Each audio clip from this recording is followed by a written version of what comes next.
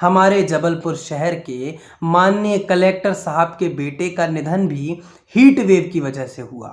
Air IQ संस्था की report के अनुसार भारत में बहुत ज़्यादा पोल्यूशन है दोस्तों। भारत में पिछले कई दिनों से हीट वेव और पानी की समस्या लगातार बनी हुई है।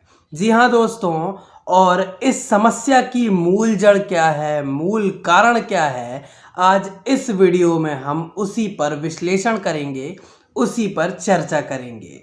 नमस्कार दोस्तों, मेरा नाम अनुराग है और आप सभी का स्वागत करता हूं मैं अपने इस YouTube प्लेटफॉर्म पर, अपने इस सोशल मीडिया प्लेटफॉर्म पर।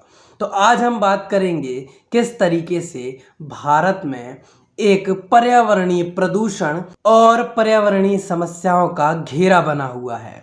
चाहे फिर वो ग्लोबल वार्मिंग की बात कर लें, पानी की समस्या की बात कर लें, या फिर बढ़ती हुई ज्वलनशील गर्मी की बात कर लें। कई राज्यों में, कई शहरों में बारिश जरूर हुई है दोस्तों, परंतु गर्मी कम होने का बिल्कुल भी नाम नहीं ले रही है। तो चलिए आज उस पर चर्चा करते हैं। एयर आईक्यू संस्था की रिपोर्ट के अनुसार भारत में बहुत ज़्यादा पोल्यूशन है दोस्तों। जी हाँ, टॉप 10 शहरों में जो कि पॉल्यूटेड हैं, उनमें भारत का तीसरा स्थान है और एशिया के देशों की भरमार है उसमें, जिसमें पहला स्थान बांग्लादेश का है, दूसरे स्थान पर है हमारा पड़ोसी मुल्क पाकिस्तान और तीसरे नंबर पर हैं हम और आप। दोस्तों, इसके पीछे कहीं ना कहीं सबसे बड़ा कारण है ग्लोबल वार्मिंग का, क्योंकि ग्लोबल वार्मिंग के चलते इतना ज़्यादा हीट वेव क्रिएट हो रहा है और गर्मी बढ़ने से हिमालयंस की बर्फ़ पिघल रही है। दूसरा कारण जो है दोस्तों, हिमालय की बर्फ़ पिघलना। जी हाँ, जैसा कि मैंने बताया कि गंगा के पानी में निरंतर कमी हो रही है और ये कमी अब 17% तक बढ़ गई है। यही कारण है कि उत्तर प्रदेश और दिल्ली के बहुत ज़्यादा इलाकों में पानी की भारी मात्रा में कमी देखने को मिल रही है। यही कारण है कि बीते दिनों में दिल्ली बहुत ज़्यादा बड़े जल संकट से जूझ रही है और हम और आप इसे कैसे दूर कर सकते हैं। आप यदि कुछ सजेशन बता सकते हैं हमें तो कमेंट बॉक्स में ज़रूर बताएं। आपको कुछ भयानक आंकड़े और बता दूं दोस्तों, ग्लोबल वार्मिंग और हीट वेव के चलते भारत में अब तक इस साल 200 प्लस लोग मारे जा चुके हैं और उनके मरने का कारण है इतना ज़्यादा तापांतर। क्या होता है कि हम लोगों ने घर में बड़े बड़े एसी लगा रखे हैं और बाहर के जब 50 डिग्री 51 डिग्री सेल्सियस टेम्परेचर के बाद, इतनी भयानक धूप के बाद जब हम अपने ठंडे कमरे में जाते हैं और अपने ठंडे ठंडे एसी के सामने खड़े होते हैं, तो ये हीट स्ट्रोक आने की संभावनाएं सबसे ज़्यादा होती हैं। हमारे जबलपुर शहर के माननीय कलेक्टर साहब के बेटे का निधन भी हीट वेव की वजह से हुआ, जो कि बहुत ही दुखद है।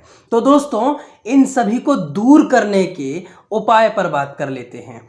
हम सभी क्या कर सकते हैं कि इस हीट वेव को और ये पानी की समस्या को और ये पॉल्यूशन की समस्या को दूर तो नहीं पर थोड़ा कम किया जा सके। जी हाँ दोस्तों, बात करते हैं उस पर। तो हम उस पर सबसे पहले काम कर सकते हैं वाटर हार्वेस्टिंग।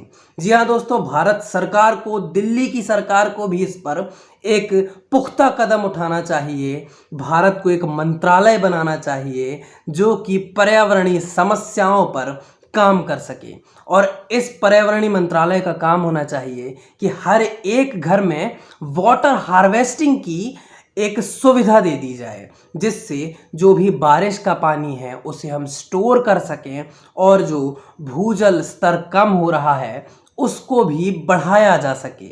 धीरे धीरे दोस्तों इस पर यदि काम होगा तो आगे बेहतर परिणाम देखने को मिलेंगे। दूसरी चीज़ है कि पॉल्यूशन की समस्या को कैसे दूर किया जाए। अभी भारत में एक इलेक्ट्रॉनिक व्हीकल की आंधी सी चली है, जो कि एक बेहतर उदाहरण है पर्यावरण को अच्छा बनाने का, क्योंकि उसमें पॉल्यूशन भी कम होता है और एक यात्रियों को सुविधा भी मिलती है। तो आप ईवी का यूज़ कर सकें जितना ज़्यादा तो उतना अच्छा होगा। तीसरी चीज़ है दोस्तों, पेड़ ज़रूर लगाएं। ये सबसे बेसिक बात है पर हमें समझ में ही नहीं आती, पता नहीं हम कब समझेंगे। तो पेड़ अवश्य लगाएं और उसका पालन पोषण भी ज़रूर करें, क्योंकि क्या होता है बहुत से लोग अपने जन्मदिन पर, अपनी सालगिरह पर पेड़ तो ज़रूर लगा देते हैं परंतु उसका पालन पोषण नहीं करते, जिससे वह चंद दिनों में सूख जाते हैं।